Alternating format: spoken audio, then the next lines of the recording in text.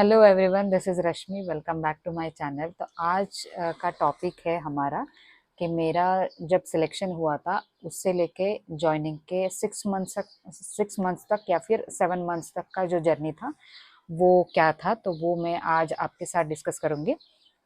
बहुत लोगों को कुछ मालूम नहीं रहता है कि सिलेक्शन के बाद कैसे पोस्टिंग मिलती है, फिर आपको क्या क्या करना पड़ता है, फिर हमारा प्रोबेशन का टाइम कितना रहता है। तो वो सारे जो डाउट्स रहेंगे वो शायद मैं इस वीडियो के माध्यम से मैं आपका क्लियर कर पाऊँ।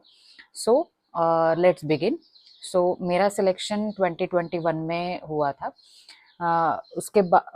उस टाइम पे कोरोना था, तो कोरोना के टाइम पे सिलेक्शन होने की वजह से हमारा जो जॉइनिंग था वो लेट हुआ था। यूजुअली अप्रैल में रिजल्ट लग के जून जुलाई में आपका पोस्टिंग हो जाता है, आप ज्वाइन कर लेते हो। लेकिन अ, मैं मेरा सिलेक्शन जो था वो कोरोना के टाइम पे था, तो मेरा जॉइनिंग जो है सितंबर में हुआ था।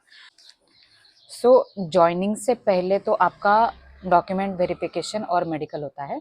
तो वो रिस्पेक्टिव जोन आपको पहले अलॉट किया जाता है, उसके बाद में आपका डॉक्यूमेंट वेरिफिकेशन और मेडिकल उसी जोन में किया जाता है। और फिर उसके बाद कुछ ही दिनों में आपका जो है ब्रांच आपको मिल जाता है। जैसे मुझे मिला था मालेगांव, तो मैं मालेगांव में जॉइन हुई थी। सो बेसिकली ऐसा पहले रहता है कि मतलब क्लरिकल में या फिर कस्टमर सर्विस एसोसिएट अभी उसको बोला जाता है। तो आपको लगता होगा कि एक दो साथ में रहेंगे, तो ऐसा नहीं होता है। आपका अकेले का सिलेक्शन होता है, तो आपको अकेले को वहाँ पे ज्वाइन करना पड़ता है।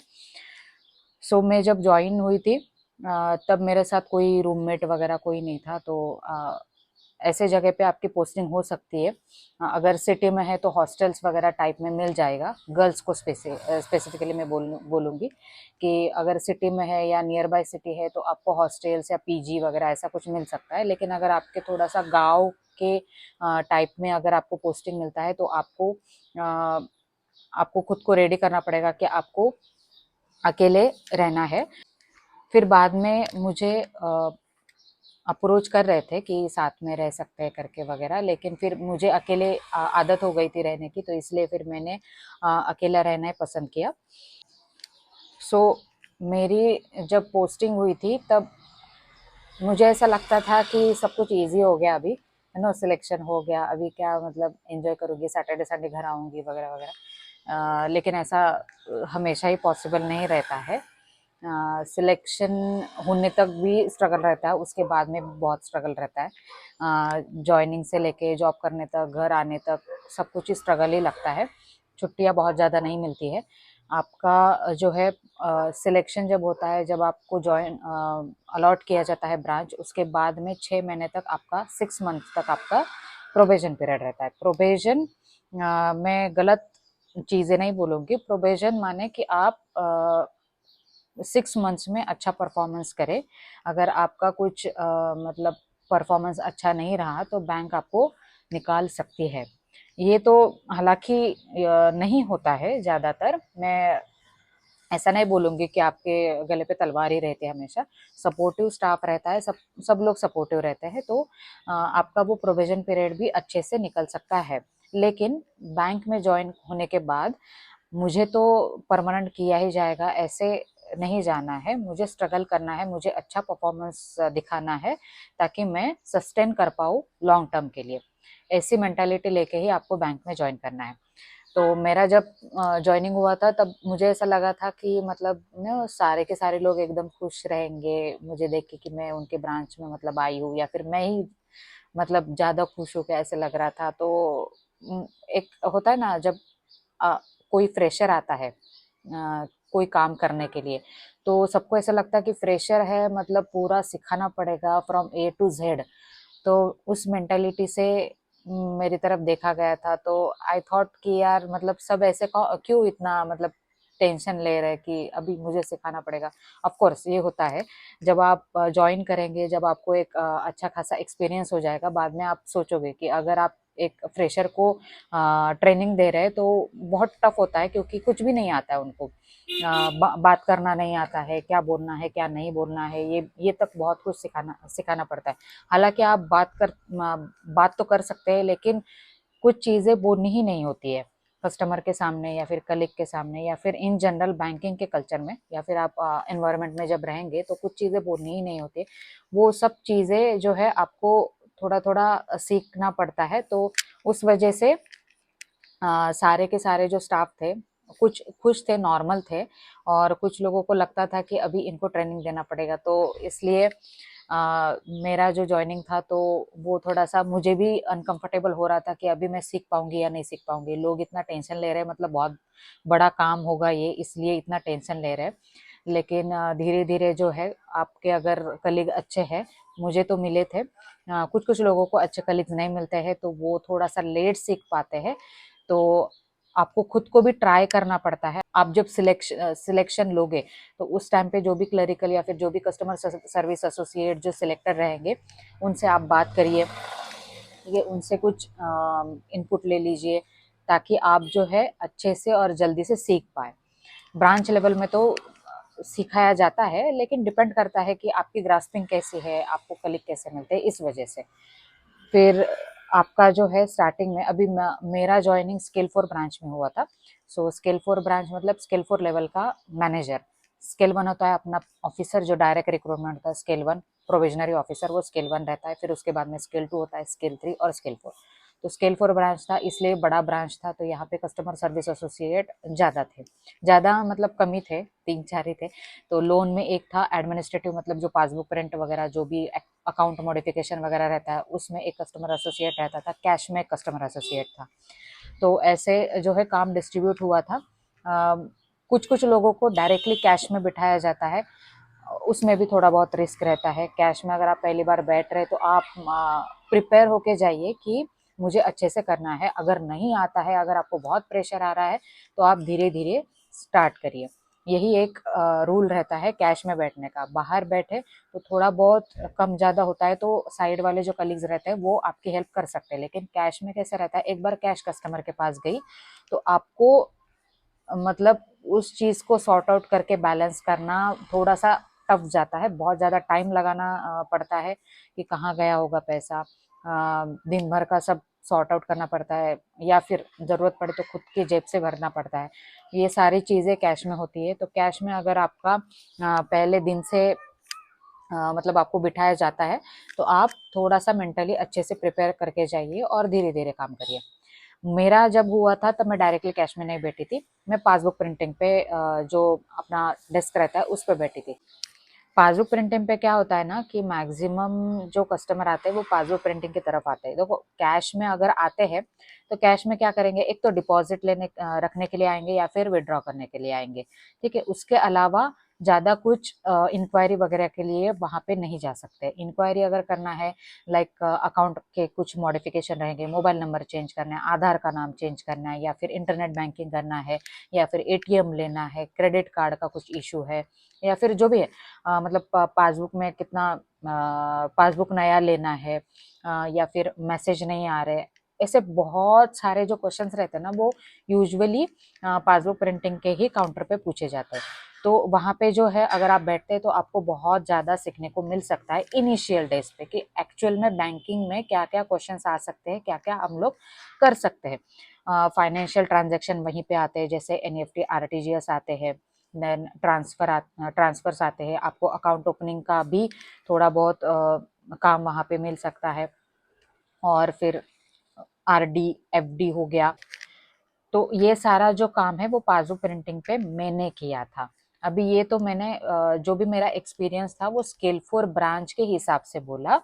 अगर आपका ब्रांच जो है वो छोटा है मतलब स्केल 2 ब्रांच भी हो सकता है। स्केल 2 जो ऑफिसर रहेगा वो क्या रहेगा, आपका मैनेजर रहेगा। स्केल 3 मैनेजर हो सकता है। तो उस जगह पे कैसे होता है ना कि कस्टमर सर्विस एसोसिएट्स कम रहते हैं, तो जो कैश में काम करता है ना उसको ही एनईएफटी आरटीजीएस करना पड़ता है, उसको ही एफडी बनाना पड़ता है, उसको ही आरडी बनाना पड़ता है, उसको ही डीडी बनाना पड़ता है, उसको ही पेस्लिप बनाना पड़ता है। तो बहुत सारे जो वैरायटी ऑफ वर्क रहते हैं ना वो सिंगल कैशियर को ही करना पड़ता है। तो इस वजह से ज़रूरी नहीं है कि आप अगर कैश में बैठे हो तो सिर्फ कैश का ही काम करो। मैंने मेरा अपना एक्सपीरियंस शेयर किया है, ताकि आपको एक नॉलेज मिल सके कि आप जब ज्वाइन होंगे तो आपको क्या क्या काम करने पड़ सकते हैं। मेरा जो है एक्सपीरियंस लोन में बहुत कम रहा था, क्योंकि वो बहुत बड़ा ब्रांच था और मेरे से ज़्यादा सीनियर जो कस्टमर सर्विस एसोसिएट थे वो ऑलरेडी लोन में थे। तो लोन में ज़्यादा विजिलेंस की ज़रूरत होती है, तो वहाँ पे जो है सिखाने के लिए बहुत बहुत ज़्यादा टाइम लगता है। तो अगर मेरा ब्रांच अगर छोटा रहता तो शायद मुझे मतलब अपॉर्चुनिटी मिलती थी कि मैं लोन का भी सीख लूँ, लेकिन मुझे कम अपॉर्चुनिटी मिली, इसलिए मैं उसके बारे में ज़्यादा बात नहीं करूँगी यहाँ पे।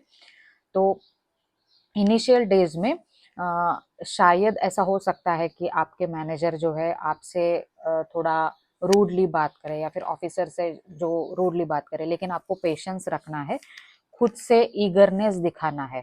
ऐसा नहीं है कि कोई कुछ भी बोल देगा, कुछ भी नहीं बोलेगा आपको, ठीक है, लेकिन ऐसा हो सकता है कि आपको आदत नहीं रहती है, हम लोगों को आदत नहीं रहती है इतना सुनने की, तो कभी कभी सुनना भी पड़ता है। कभी कभी हमारा स्पीड जो है कम रहता है, तो कस्टमर भी बहुत चिल्लाने लगते हैं, बहुत बड़ी लाइन होती है और उस लाइन को कवर करके वो पूरा काम करना पड़ता है। तो उस टाइम पे प्रेशर अलग रहता है कि मतलब कलीग भी हेल्प नहीं कर पाते, आपको खुद को अपना स्पीड बढ़ा के पूरे जो है कस्टमर डील करने पड़ते हैं। तो उस टाइम पे भी आपको ये नहीं सोचना है कि आज क्या होगा, पता नहीं कल क्या होगा, मुझे तो डर ही लग रहा है, ऐसा कभी सोचना नहीं है। इजीली सब कुछ हैंडल हो जाता है, लेकिन ये याद रखना है कि कोई भी आपको स्पून फीडिंग तो ज़्यादा करेगा नहीं, ठीक है, आपको खुद से भी कुछ सीखना होता है, खुद से ट्राई करना होता है, खुद का दिमाग लगाना होता है। अगर आपको कुछ चीज़ें मालूम नहीं है तो वो जाननी पड़ती है।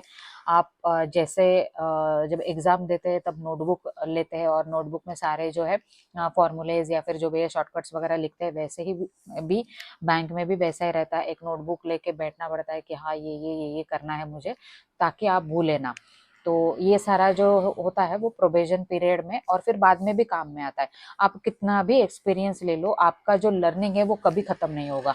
आप सोचेंगे कि आपके साइड के जो कलीग है या फिर ऑफिसर्स है वो तो बहुत एक्सपीरियंस्ड है, मतलब उनको तो मतलब बाएं हाथ का खेल है बैंक संभालना, ऐसा नहीं होता है। इन जनरली सब लोग अपने अपने लेवल पे एक नॉर्मल बैंकिंग का जो है नॉलेज रहता है। ब्रांच का तो ये हो गया, और अगर मैं बात करना चाहूँ बाहर का, तो आपको जो है खाने पीने में गर्ल्स को यूजुअली नहीं, मैं ऐसा गर्ल्स और बॉयज़ को ऐसा अलग अलग नहीं कंसिडर करूँगी। अगर बॉयज़ को भी कुकिंग आती है तो वेल एंड गुड, नहीं तो अगर आपकी रूरल पोस्टिंग है, अगर आपको टिफ़िन वगैरह का प्रॉब्लम आ रहा है तो आपको कुकिंग आना चाहिए, ताकि आप एटलीस्ट खुद का तो भी खाना बना सके। तो वैसे प्रॉब्लम्स आते हैं रूरल पोस्टिंग में या फिर नॉर्मल पोस्टिंग में भी, अगर आप वहाँ पे अकेले रहना चाहते हैं तो। मुझे थोड़ा इनिशियली प्रॉब्लम होता था, फिर बाद में आदत हो गई थी तो मैं खुद ही खाना बनाती थी। सो ऐसा प्रॉब्लम होता है।